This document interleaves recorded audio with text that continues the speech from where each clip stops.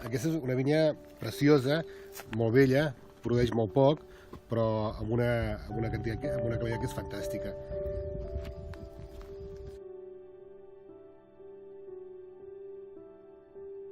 Bueno, aquí la base de l'aparellar juntament amb altres varietats es fan servir pel gran Elisenda.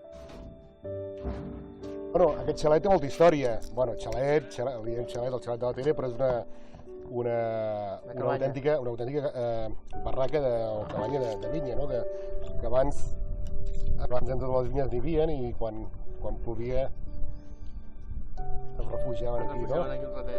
I bueno, nosaltres la tenim aquí una mica arreglada, doncs bueno, per... Salut! Salut i bona verema.